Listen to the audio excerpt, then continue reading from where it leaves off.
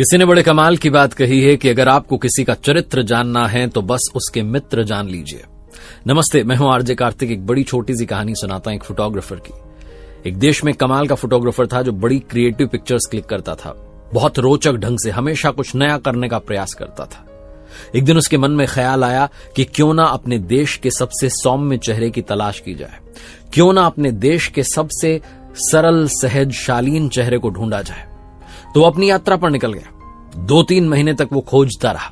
Finally उसे एक जंगल के बीच में विश्वविद्यालय के बारे में पता चला, जहां उसे पता चला कि एक बहुत ही सौम्य शालीन व्यक्तित्व का लड़का वहां पढ़ रहा है। वो गया, जाकर के उसके चेहरे को देखा तो समझ गया कि ये तो वाकई में सौम्य है। उस लड़के के साथ पढ़ने वाले दोस्तों से बात की, उन्होंने कहा बहुत अच्छा लड़का है, सबसे अच्छे से बात करता है। तो दूर से उसकी फोटो क्लिक कर ली और उस देश की राजधानी में एक बड़ी एग्जीबिशन थी, वहां जाकर के फोटो डिस्प्ले की। सबने बहुत तारीफ की और बहुत तारीफ उस फोटोग्राफर ने बटोरी। साल पर साल बीतते गए, ये घटना वो भूल चुका था। 10 साल पहले मैंने एक सौम्य चेहरे को तलाशा था, अब समय आ गया है कि मैं इस देश के सबसे क्रूर चेहरे को तलाशूं, सबसे डरावने चेहरे की तलाश करूं। तो अपने उस 10 साल पुराने आइडिया को एक नए ट्विस्ट के साथ वो लेकर के निकल पड़ा। अब उसे पता था कि ऐसे लोग बाहर तो नहीं मिलेंगे। ऐसे लोग तो जेलों में बंद होते हैं, जो कैदी हैं, जिन्होंने कुछ अपराध किए, बड़े बड़े अपराध किए। तो अपने देश के जो अलग अलग राज्य थे उनकी राजधानी में गया, बड़ी बड़ी जेलों में गया, लेकिन उसे वो चेहरा नहीं मिला।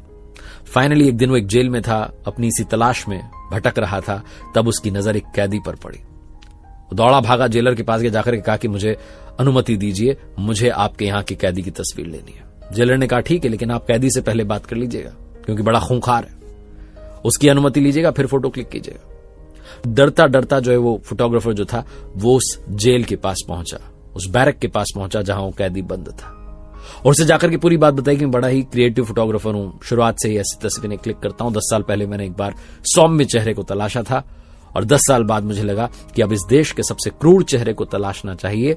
मेरी तलाश आप पर पूरी हो रही है, माफ कीजिएगा, लेकिन मुझे आपका चेहरा बड़ा क्रूर, बड़ा डरावना, खौफनाक लगा। उस कैदी को अंदर से बहुत गुस्सा आया कि मुझे क्रूर कह रहा है, लेकिन उसने अपने गुस्से को नियंत्रित किया और पूछा कि क्या मैं आपसे एक सवाल पूछ सकता हूं? क्या आप मुझे वो 10 साल पहले जो आपने सौम्य चेहरे की तस्वीर खींची थी वो दिखा सकते हैं?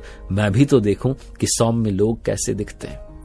फोटोग्राफर ने कहा हाँ क्यों नहीं। तो उस फोटोग्राफर ने अपने बैग में से निकाल करके वो फोटो दिखा दी जो 10 साल पहले क्लिक की थी। जो कैदी था वो तस्वीर देखते ही फूट फूट के रोने लगा। फोटोग्राफर ने पूछा कि क्या हुआ, क्या बात है, आप रो क्यों रहे हो? बोले ये मैं ही हूं, 10 साल पुराना मैं। फोटोग्राफर ने दोनों को मैच किया, उस फोटो को और उस कैदी को। बोले हाँ आपका चेहरा तो मिल रहा है। बोले तस्वीर तो मैंने यूनिवर्सिटी, वो जो कैदी था और रोने लगा। बोले हाँ मैं यूनिवर्सिटी में पढ़ता था, ये आपने तभी क्लिक की होगी। शुरुआत में सब ठीक था, बाद में मेरा संग बदल गया, मेरा ढंग बदल गया, छोटे छोटे क्राइम करना शुरू किया, फिर सब कुछ बदल गया, बड़े बड़े अपराध कर दिया और आज यहां इस जेल में बंद हूं। उस फोटोग्राफर ने कहा कि अगर आपको दोबारा मौका मिल जाए, सेकंड चांस मिल जाए, तो आप क्या करेंगे यहां से निकलते ही?